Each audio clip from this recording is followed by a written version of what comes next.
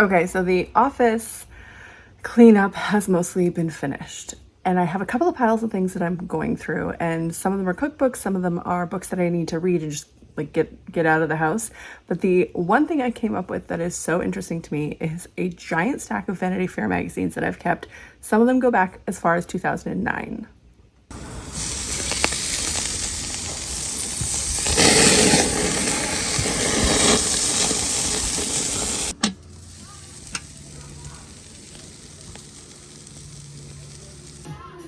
I am so behind on Evergreen Post. I owe my subscribers something really special.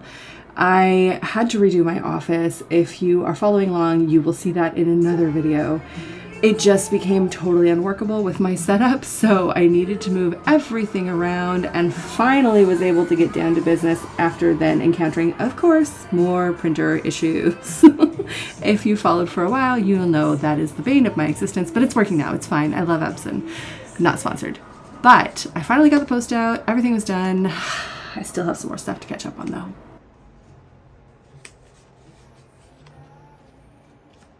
Oh my God, I did it. I did it. I got the mail club out.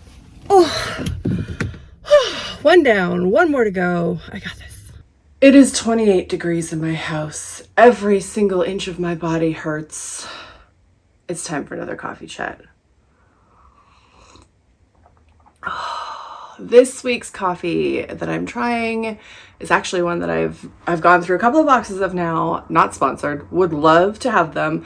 It's a Toronto company called Balzac's Coffee. Oh, I screwed that up. Balzac's Company. Like Honoré de Balzac. You guys, I'm so tired. I'm so tired. We're experiencing a heat wave. We are also experiencing forest fires here in BC. So that means the outdoor air quality is terrible. And also we don't have air conditioning. So I've just been surviving through fans and laziness because it is hot and I am tired. Ooh. Oh God. I don't know how much of that was zoomed in. It's been a day. Okay, so the coffee is by Balzac. It's a company out of Toronto. I really love them. They're not sponsoring this, but I would love to work with a coffee sponsor. I'm trying out different ones. And it is just so hot. The weather outside is so smoky, so having the windows open is actually not that great for you. And it's 28 degrees in the house because we don't have air conditioning. So we've just been doing fans and not a lot of movement. Every inch of my body hurts though because I decided to deep clean the foyer inside and outside earlier this week when it wasn't as hot and it wasn't as smoky because we've been having a spider problem and I am highly arachnophobic. I was extremely brave. I got a big giant hose and a bucket of bleach solution for the outside and seems to have fixed that problem, and then a very powerful vacuum for inside and cleaned everything. And every part of my body hurts. Every single part. It's kind of part of having both long COVID and PMOS is that it's like an inflammatory condition. So I get some sort of pain when I do lots of heavy activity and I am paying for it a few days later. What have I been up to? Well, July was a crazy month. I have been resetting sort of everything in my life, and I did a massive revamp of my office, as I've talked about before. I've gone through all my books and everything else, but I'm also revamping a lot of stuff in my digital life as well, and sort of my content strategies and stuff, because believe it or not, there is a method to this madness. And one of the big things I've been doing is changing up my Substack a little bit. I had taken a bit of a break through June and July to figure out the new way I wanted to approach things, because I've been feeling for a while that I do a weekly roundup of news and politics throughout Canada, the US, and the world, and I love that, but I feel like I need to do more of my own commentary writing, my own op-ed pieces. So that's something that I've been working on coming up with. Stuff that's a little bit more evergreen, no pun intended, but things that I think deserve a longer look at and more of a deep dive available for people. So that's what I've been working on. The other thing that I've been working on Substack is a multi-part series. It's going to be paid subscriber only.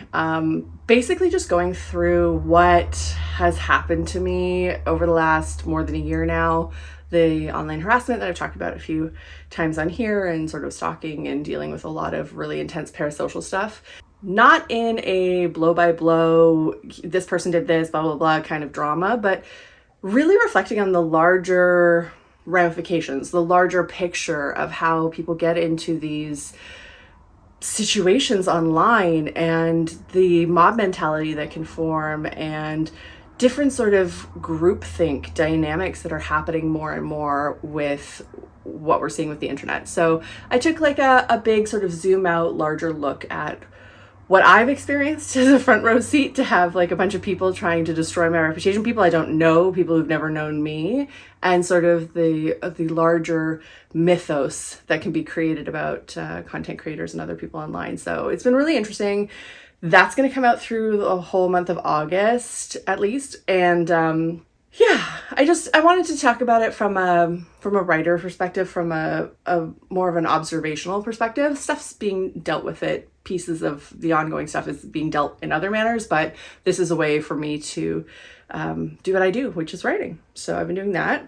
And I have op-eds that are going to start coming out as well. And then I think after Labor Day, I will start coming back with my weekly recaps for anybody who's been missing those. So lots of writing on the horizon. I also have the book of essays that I'm working on. I have a lot of writing going on, a lot. So that's what I've been up to. I do need to be doing more reading. There's a lot of catching up with the book club and everything else that you guys will all learn in due time. So lots and lots and lots of things going on.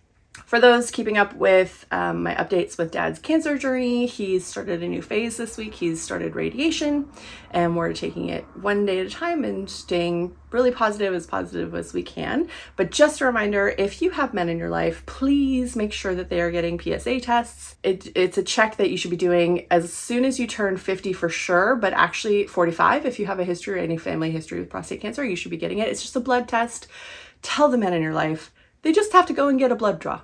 I think it's once a year, once every 2 years. Go and get the check done because the thing with prostate cancer is early detection is the biggest key to making sure that you beat it. So I really want to look for an organization that I can work with during November, because November deals with like Movember and men's health and prostate cancer and everything else. So I'm trying to look out for somebody that I can work with here locally in the Vancouver area. I would like to do something for that. If you know anybody, leave it in the comments. If you have any ideas for me, let me know, because I really want to find a way to be more involved on the nonprofit sort of charity level. I'm going to turn on a fan and hopefully you guys don't hear it.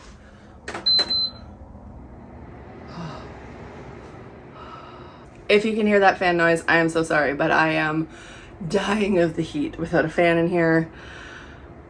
Let's just hope that this recording goes okay. If you've been following along with my posts for a while, if you've been following my Substack at all, you'll know that one of the biggest things that I talk about is AI, not in a good way, not in a positive light. And that's been one of the big things that I've been thinking about a lot over the past few weeks.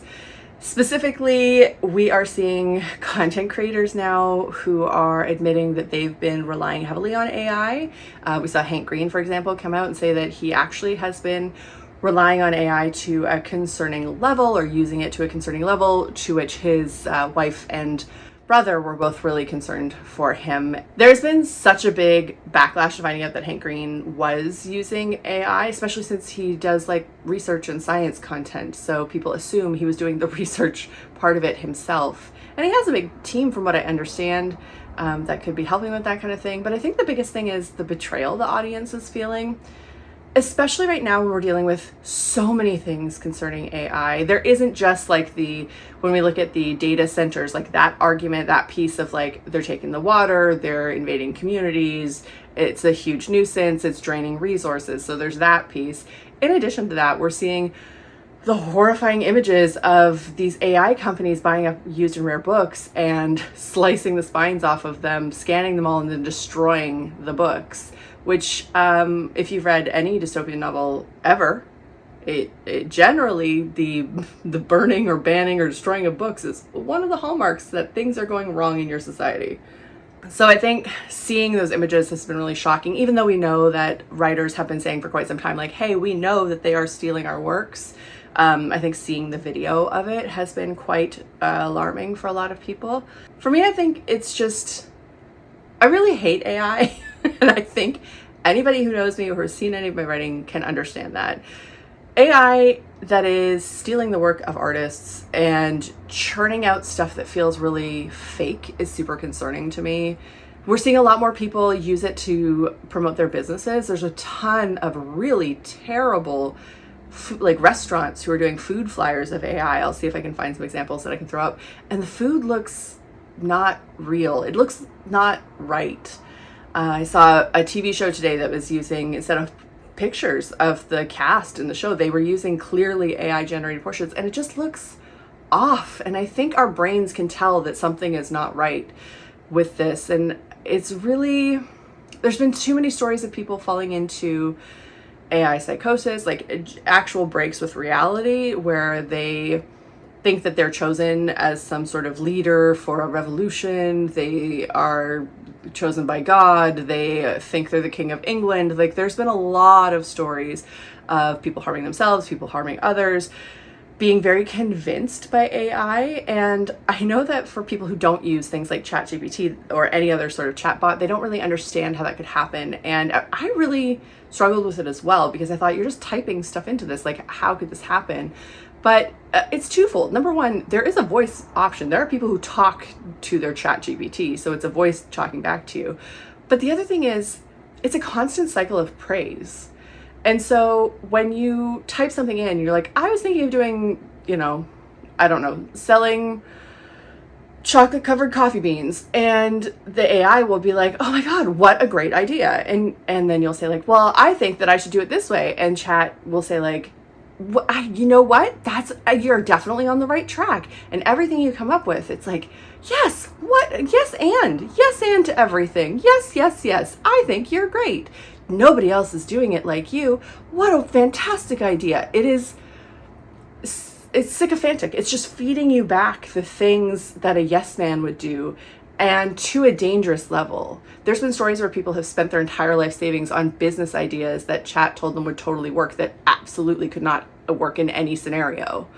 It hallucinates data. It comes up with references that aren't real. It's really scary. But I think for me, the scariest piece is to see so many people who think, well, that won't happen to me. People think it can't happen to them. And I think that is extremely egotistical, because a lot of the reports that I'm reading are saying this AI psychosis is happening to people who do not have a history of mental health issues. This is happening to everyone. You cannot outsmart your way out of it. It is really leading you to be in a state that is helping to separate people from reality. And that is very alarming. So I really think the trend that we're going to see going forward is analog. And I don't just say that because like it appeals to my senses. I genuinely think that we're in a situation now where people can't tell what's real and what's not real anymore. Some things are pretty obvious, like the food photos that are very obviously not real food. But look at everything that's happening with Mitch McConnell. People immediately were like, these photos are not real. Then they started picking them apart, and you had people saying they are real and others saying they aren't real, and people getting into arguments. The president of the United States keeps putting out all sorts of AI generated images of like him as Elvis and him with aliens. You are in a situation right now where anytime you look at an image, you think, is that real? Did that happen? We're dealing with all kinds of natural disasters, and stuff starts coming out and you think, oh, that's terrible. And then you think, but is it actually happening? And that makes it really difficult for information to get out from the correct sources, from journalistic sources. But it also makes it really difficult for people to continue to believe what they're seeing. And I think when we get into a situation where people can't tell what's real anymore, we are in very dangerous territory. You are making people real ripe for any type of break, mental health break, but also you're making people vulnerable to being controlled. And because I am somebody who's online all the time, I am seeing this more and more and more. I am seeing a lot more what looks to be like a bot account or a fake account sort of infiltrate and argue with people. In a way, at first you think that's a real person, and then you think, I don't know why they're making these arguments. And it after a little bit you go like, is this a bot? Is this computer generated? Is this a foreign interference thing? And I think we're going to get to a point really quickly where people are going to need to have something tangible. So like for me, I have been saying for a while, I think we're going to see a return to reading books, like tangible books, doing things by hand, slow processes. I think we're going to see a big return to the art of letter writing, of sharing information person to person. I started my mail club back in January, and I have done a terrible job at promoting it, and it has been a bigger struggle than I anticipated. But I do think that the presence of things like zines coming back and mail clubs coming back means that people are looking for connection with each other that is a tangible, real thing that they know that somebody has made by hand. And I think we are going to start seeing a lot more of that. It's why I'm so dedicated to my process being done by hand. I write things out. I scan them into my computer for like production purposes, but I will write things out. I stamp them all together. I am making the things by hand. I'm writing everything myself, because I think in the world where we are not able to discern what is real and what is fake, not just from our leadership and the news, but in our interpersonal lives, I think we are going to see a massive return to doing things analog, into slow movement. So that's what I've been thinking about this month. That's my little coffee chat for you. I'm almost done my coffee. If you like this video, please like, share, and subscribe. I have a whole playlist with my coffee chats, so if you've missed any of them, just start at the top and you can work your way through and you can catch up on what I've been rambling about so far. I am on all social media. You can find me on Gander. If you're Canadian, you want to join us over on Gander, I love it over there. I'm on Gander, Blue Sky, TikTok, Instagram, Threads, Substack, obviously. Anywhere there is the internet, you can find me. Please come and find me. Please subscribe. Please follow me. Let people know I'm out there. That would be helpful for me. Leave a comment. Leaving a comment and interacting with this video is the best way that I can help to have this channel grow. I would love to be able to monetize YouTube this year. So anything that you do to help would be super appreciated. I hope you are having a wonderful second part of your summer. I cannot believe that it's August already, and it just feels like time is flying by. I am going to finish off the last sip of this coffee, and then I have some more writing to do today and editing and some other stuff. But I hope, whatever you're up to, that you have a wonderful day. I'll talk to you later.